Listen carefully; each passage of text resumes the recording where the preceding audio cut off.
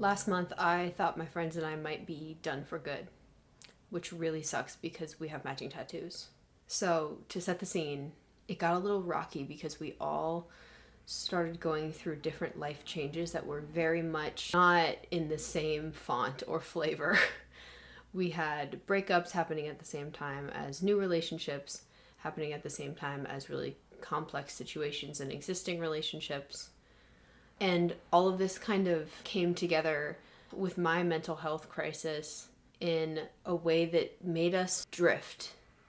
We fell out of our routines at the gym. We fell out of our routine of getting coffee.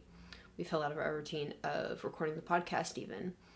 And there was a part of me that thought this drift might be permanent because it felt really distant for a couple of weeks there. And I think we all had to do with it, like if we're putting blame anywhere, but I don't think blame when it comes to friendship is a healthy way to go about resolving an issue. So in this video, I do want to talk about how we drifted apart, drifted back together, and kind of the tools and systems that we used to make it bearable while it was happening and to get us back to a place where we feel like we're in a comfortable, strong, healthy friendship. So I think a lot of times in relationships in general, there's this feeling that like any type of space, any type of season of apartness means danger, means the fate of the relationship is destined to fail. In healthy adult relationships, it is okay for there to be seasons where like closeness and frequency of contact does not necessarily mean the friendship is any less valuable or more valuable.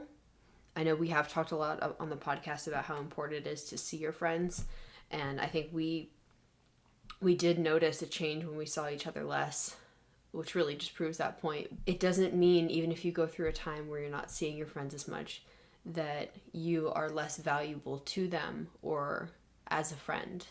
And it shouldn't make you question your own value as a contributing member of a friend group if there are times where you drift apart.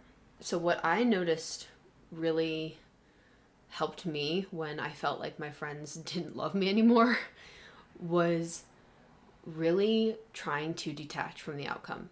And I know I've talked about detaching on this channel before, and it really means more than just not caring. It's more of a attitude of we'll see what happens in time with trust. It's a trusting feeling. It's not a yearning, it's not a desperate energy. It's trust that things will work out. Maybe you don't know when, maybe you don't know how. And it was honestly the day that I sat down and journaled that I don't know when things are going to get back to normal, that the next day we had our first like normal friendship moment in a couple of weeks, honestly, at that point. And I just know it was because I let myself not care about the when and just focused on how I can show up for myself and support myself during this time.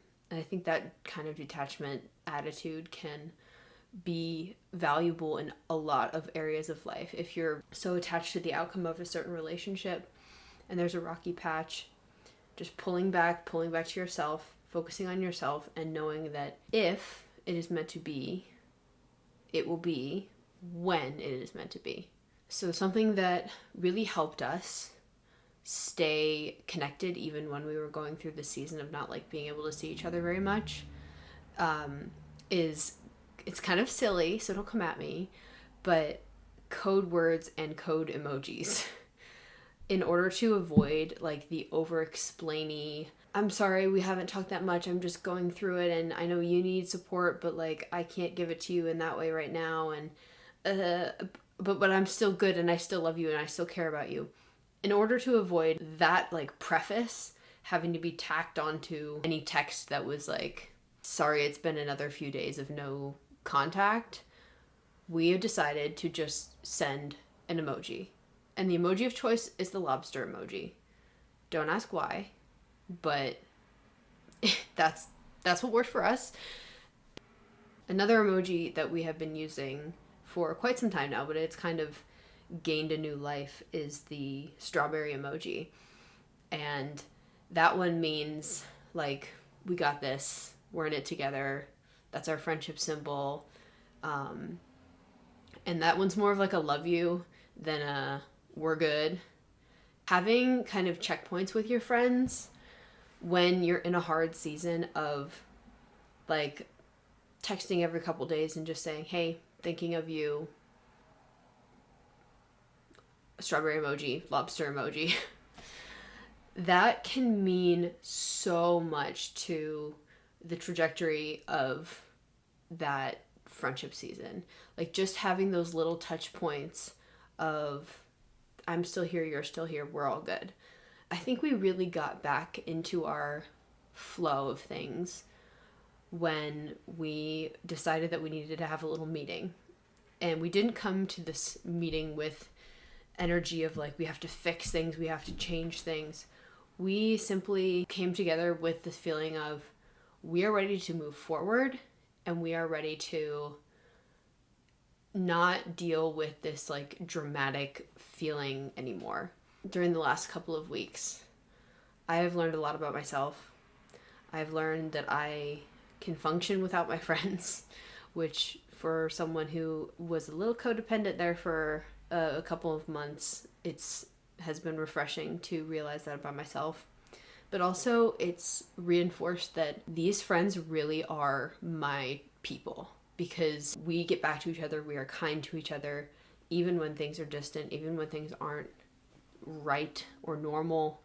We are always respectful, and it's just, we trust each other to an absolute fault. Like, we trust blindly, we trust the universe, and that kind of trust and detachment, honestly, is just all you need for a rough season.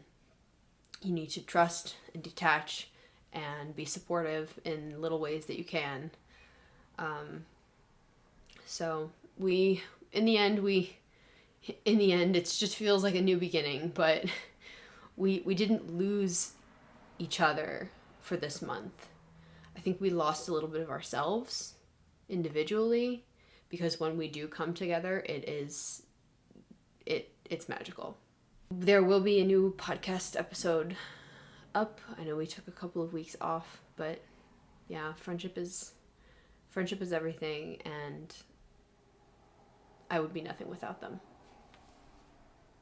Life could be a dream, life could be a dream. Do, do, do, do, shaboom. Life could be a dream. If I could take you up in paradise up above. If you would tell me I'm the only one that you love. Life could be a dream. Sweetheart, hello, hello again. Shaboom, and open we'll meet again, boom. Ding dong, ding dong, a lang, a lang, a lang. Oh, oh, oh, bip. A bip, a do, a dip. Oh, life could be a dream. Life could be a dream.